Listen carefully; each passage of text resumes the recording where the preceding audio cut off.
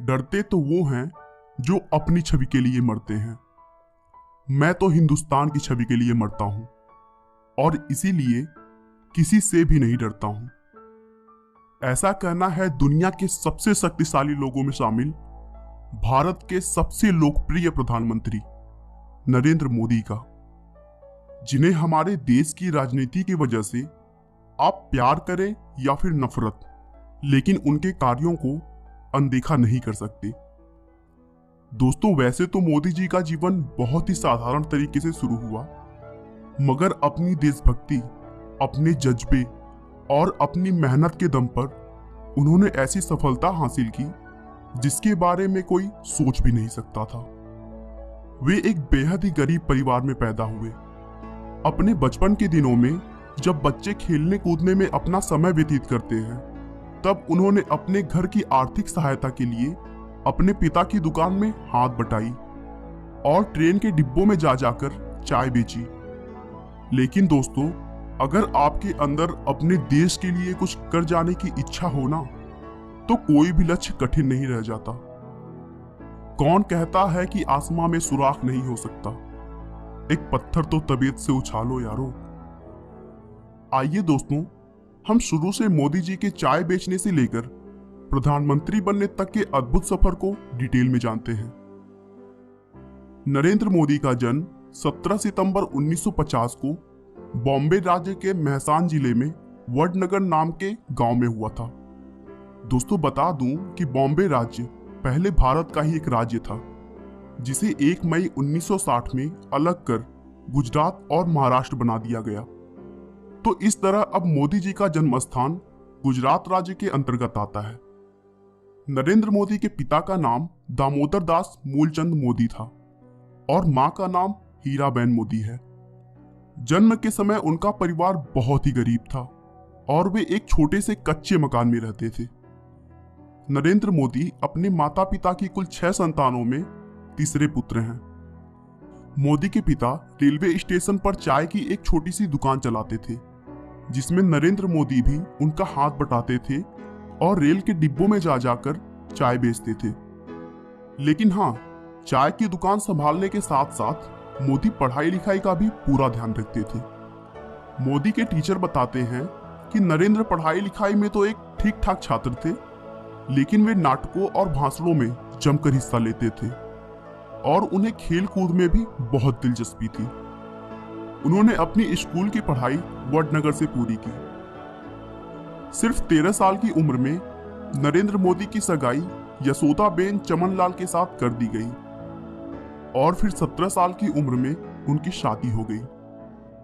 Financial express की एक news के अनुसार नरेंद्र और जसोदा ने कुछ वर्ष साथ रहकर बिताए, लेकिन कुछ समय बाद नरेंद्र मोदी के इच्छा से वे दोनों एक दूसरे के लिए अजनबी हो गए। लेकिन नरेंद्र मोदी के जीवन लेखक ऐसा नहीं मानते हैं।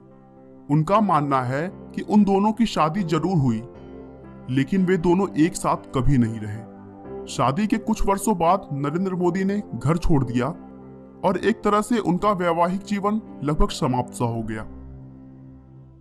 नरेंद्र मोदी का मानना है कि एक शादीशुदा के मुकाबले अविवाहित व्यक्ति भ्रष्टाचार के खिलाफ ज्यादा जोरदार तरीके से लड़ सकता है, क्योंकि उसे अपनी पत्नी, परिवार और बाल बच्चों की कोई चिंता नहीं रहती।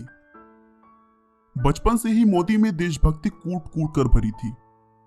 1962 में जब भारत चीन युद्ध हुआ था, उस समय मोदी रेलवे स्टेशन पर जवानों से भरी ट्रेनों में उनके लिए खाना और चाय लेकर जाते थे। 1965 में भारत पाकिस्तान युद्ध के समय भी मोदी ने जवानों की खूब सेवा की थी। 1971 में वे आरएसएस के प्रचारक बन गए और अपना पूरा समय आरएसएस को देने लगे। वे वहां सुबह 5 बजे उठ जाते और देर रात तक काम करते। प्रचारक होने की वजह से मोदी जी ने गुजरात की अलग अलग जगहों पर जाकर लोगों की समस्याओं को बहुत करीब से समझा और फिर भारतीय जनता पार्टी का आधार मजबूत करने में इंपॉर्टेंट रोल निभाया। 1975 के आसपास में राजनीति क्षेत्रों में विवाद की वजह से उस समय की प्रधानमंत्री इंदिरा गांधी ने कई राज्यों में आपातकालीन घोषित कर दिया था। और तब आरएसएस जैसी संस्थाओं पर भी प्रतिबंध लगा दिया गया था।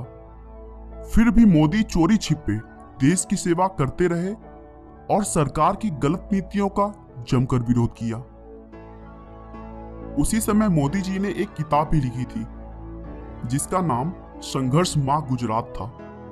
इस किताब में उन्होंने गुजरात की राजनीति के बारे में चर्चा किया था। उन्होंने आरएसएस के प्रचारक रहते हुए 1980 में गुजरात विश्वविद्यालय से राजनीति विज्ञान में पीजी की डिग्री प्राप्त की। आरएसएस में बेहतरीन काम को देखते हुए उन्हें भाजपा में नियुक्त किया गया, जहां उन्होंने 1990 में आडवाणी की अयोध्या रथ यात्रा का भव्य आयोजन किया, जिससे भाजपा के सीनियर लीडर्स काफी प्रभावित हुए। आगे भी उनके अद्भुत कार्य की बदौलत भाजपा में उनका महत्व बढ़ता रहा। आखिरकार मोदी की मेहनत रंग लाई और उनकी पार्टी ने गुजरात में 1995 के विधानसभा चुनाव में बहुमत में अपनी सरकार बना ली। लेकिन मोदी से कहासुनी होने के बाद शंकर सिंह वघेला ने पार्टी से रिजाइन दे दिया। उसके बाद केशुभाई पटेल को गुजरात का मुख्यमंत्री बना दिया गया और नरेंद्र मोदी को दिल्ली बुलाकर भाजपा में संगठन के लिए केंद्रीय मंत्री का रिस्पॉन्सिबिलिटी दिया गया। मोदी जी ने इस रिस्पॉन्सिबिलिटी को भी बखूबी निभाया। 2001 में केशुभाई पटेल की सेहत बिगड़ने लगी थी और भाजपा चुनाव में कई सीटें भी हार रही थी। इसके बाद भारतीय जनता पार्टी ने अक्टूबर 2001 में केशुभाई पटेल की जगह नरेंद्र मोदी को गुजरात के मुख्यमंत्री पद की कमान सौंपी। नरेंद्र मोदी ने मुख्यमंत्री का अपना पहला कार्यकाल 7 अक्टूबर 2001 से शुरू किया। इसके बाद मोदी ने राजकोट विधानसभा चुनाव लड़ा, जिसमें उन्होंने कांग्रेस पार्टी के अश्विन मेहता को बड़े अंतर से मात दी।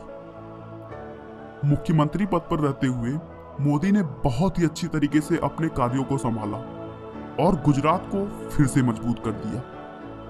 उन्होंने गांव-गांव तक बिजली पहुंचाई, टूरिज्म को बढ़ावा दिया, देश में पहली बार किसी राज्य की सभी नदियों को एक साथ जोड़ा गया, जिससे पूरे राज्य में पानी की प्रॉब्लम सॉल्व हो गई। एशिया के सबसे बड़े सोलर पार्क का निर्माण भी गुजरात में ही हुआ और इन सब के अलावा भी उन्होंने बहुत सारे अद्भुत कार्य किए और देखते ही देखते गुजरात को भारत का सबसे बेहतरीन राज्य बना दिया और वह खुद गुजरात के सबसे लोकप्रिय मुख्यमंत्री बन गए। लेकिन उसी बीच मार्च 2002 में गुजरात के गोधरा कांड से नरेंद्र मोदी का नाम जोड़ा गया। इस कांड के लिए न्यूयॉर्क टाइम्स ने मोदी प्रशासन को जिम्मेदार ठहराया और फिर कांग्रेस सहित अनेक विपक्षी दलों ने उनके इस्तीफे की मांग की। दोस्तों, गोधरा कांड में 27 फरवरी 2002 को गुजरात के गोधरा नाम के शहर में रेलवे स्टेशन पर साबरमती ट्रेन के S6 कोच में आग लगाए जाने के बाद 59 लोगों की मौत हो गई थी, जिसके बाद पूरे गुजरात में सांप्रदायिक दंगे होना शुरू हो गए और फिर 28 फरवरी 2002 को गुजरात के कई इलाकों में दंगा बहुत ज्यादा भड़क गया, जिसमें 1200 से अधिक लोग मारे गए।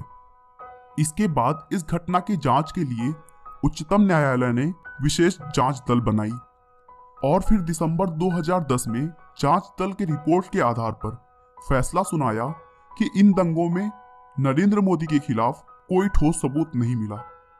नरेंद्र मोदी ने गुजरात में कई ऐसे हिंदू मंदिरों को भी ध्वस्त कराने में थोड़ा सा भी नहीं सोचा जो सरकारी कानून कायदों के मुताबिक नहीं बने थे। हालांकि इसके लिए उन्हें विश्व हिंदू परिषद जैसे संगठनों का भी विरोध झेलना पड़ा, लेकिन उन्होंने इसकी थोड़ी सी भी परवाह नहीं की और देश के लिए जो सही था उसी काम को करते रहे। उनके अच्छे डिसीजंस और कार्यों की वजह से गुजरात के लोगों ने मोदी को 4 बार लगातार अपना मुख्यमंत्री बनाया। गुजरात में मोदी की सफलता देखकर बीजेपी के सीनियर नेताओं ने मोदी को 2014 के लोकसभा चुनाव का प्रधानमंत्री उम्मीदवार घोषित किया, जिसके बाद मोदी ने पूरे भारत में बहुत सारी रैलियां की और साथ ही साथ उन्होंने सोशल मीडिया का भी भरपूर लाभ उठाया और लाखों लोगों तक अपनी बात रखी। मोदी के अद्भुत विकासशील कार्य, उनकी प्रेरणादायक भाषण देश के लिए उनका प्यार और उनकी सकारात्मक सोच की वजह से उन्हें भारी मात्रा में वोट मिले और वे भारत के 15वें प्रधानमंत्री बने। दोस्तों, नरेंद्र मोदी एक बहुत ही मेहनती व्यक्ति हैं। वे 18 घंटे काम करते हैं और कुछ ही घंटे सोते हैं। दोस्तों, मोदी जी का कहना है कि कड़ी मेहनत कभी थकान नहीं लाती है, वह तो बस संतोष लाती है।